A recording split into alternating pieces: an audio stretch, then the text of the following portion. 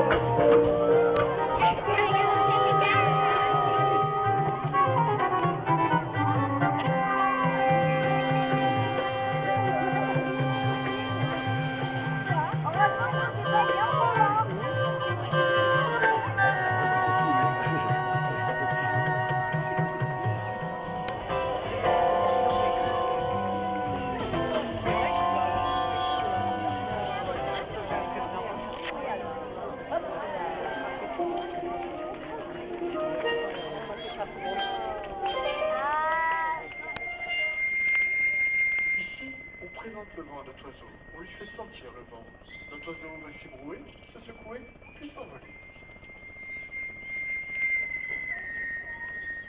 Car pour pouvoir s'élever, pour pouvoir aller vite, notre faucon a besoin de savoir d'où vient ce vent. Il faut qu'il soit de face, c'est-à-dire sur le bec.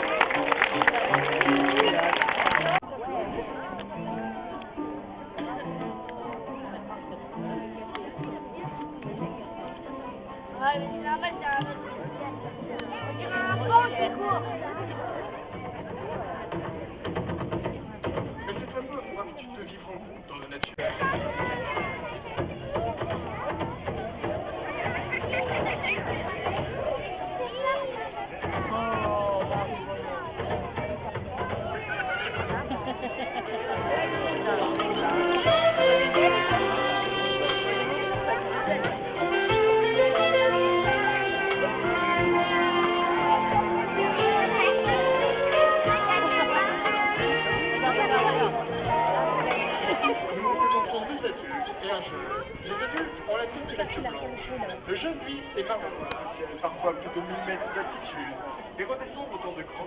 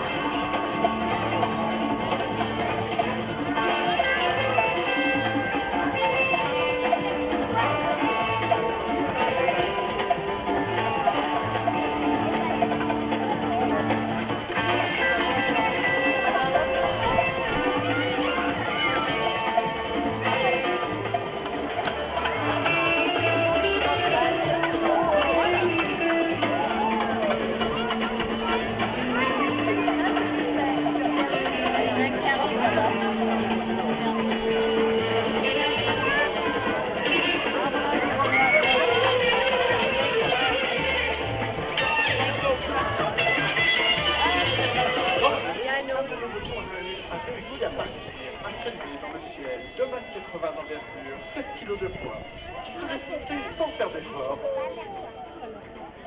Alors le tout retient le mouvement du vol en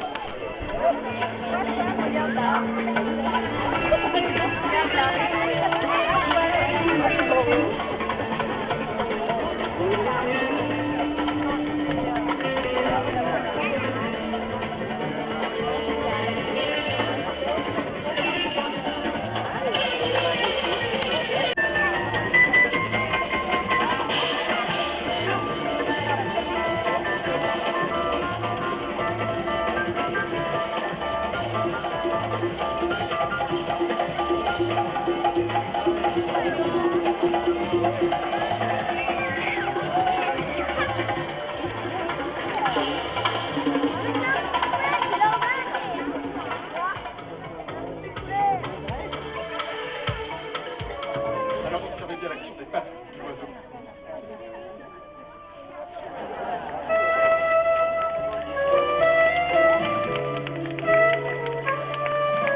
Sur ce vol de billard s'achève notre démonstration de rapace en vol libre.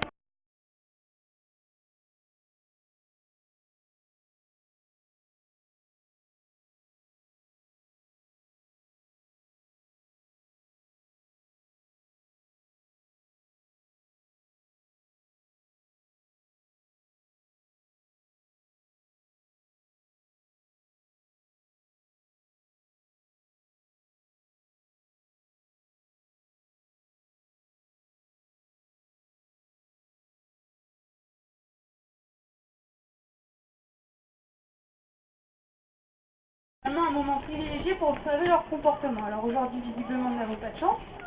On les entend un petit peu au loin. Ah si, écoutez. Les loups qui hurlent. On va retourner à peu près 5 siècles en arrière. Eh bien, les loups étaient un petit peu plus nombreux. Nous, on était un petit peu moins. Et à l'époque, eh bien, on avait beaucoup de conflits politico-religieux. Alors, eh bien, les loups s'approchaient des maisons, entraient dans les villages et venaient encore une fois manger les restes. Ils jouaient tout simplement son rôle d'éboueur. Alors à cause de la peste, du choléra et des grandes guerres, on a dit que le loup attaquait l'homme, que le loup était un mangeur des bébés. On va privilégier le futur de la meute. Même si un autre individu de la meute est prêt à mourir, tant pis, il passera après les louveteaux. Alors ici à Courzieu, eh bien ce n'est pas le cas, puisque nous les nourrissons tous les jours, ce n'est pas forcément le mâle ou la femelle dominante qui viennent en premier. Alors celui qui approche le plus, qui reste un petit peu dans l'ombre quand même, le plus gros, voilà, eh bien celui-ci, c'est le souffre-douleur de la meute. Il en faut un. Et c'est le plus vieux loup de la meute, il a une dizaine d'années. Alors s'il est souffre-douleur, ce n'est pas parce que c'est le plus vieux, c'est tout simplement parce qu'il n'a pas réussi à s'imposer cette année.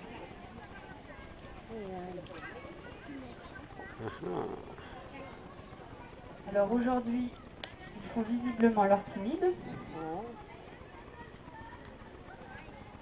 Voilà, alors ce loup qui vient de manger, qui a l'oreille cassée, eh bien c'est le mâle dominant.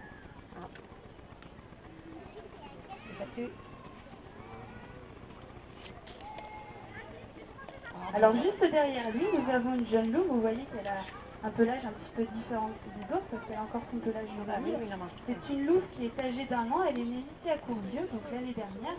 Et c'est le fruit du mâle et de la femelle dominante actuelle, puisque ce sont les mêmes que l'année dernière. Alors en d'autres termes, un loup d'un seul coup de mâchoire peut broyer la patte d'un élan. Un élan, c'est un animal qui peut peser 1 tonne et qui fait la taille d'un cheval. Donc le loup est quand même bien équipé pour la prédation.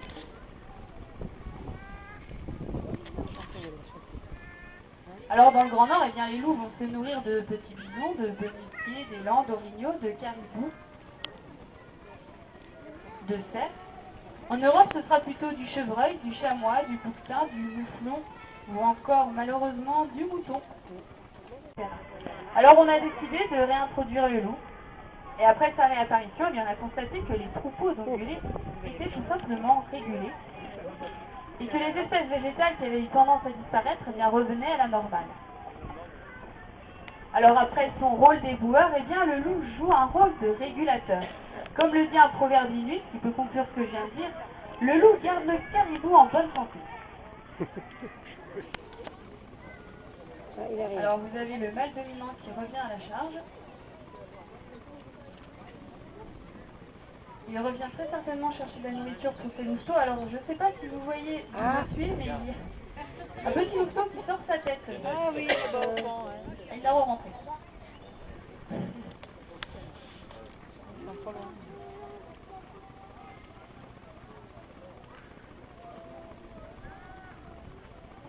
Alors comme je le disais tout à l'heure, eh bien, le loup fait partie de notre histoire et malheureusement il est doté d'une très mauvaise réputation.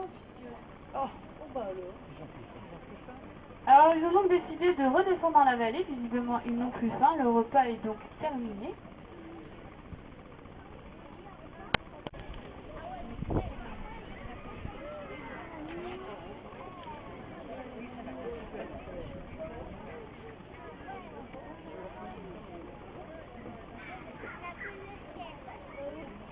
Voilà, donc on va finir de nourrir la jeune louve. Hop là. Que le mâle dominant est déjà reparti, et bien ça y est, elle repart elle aussi.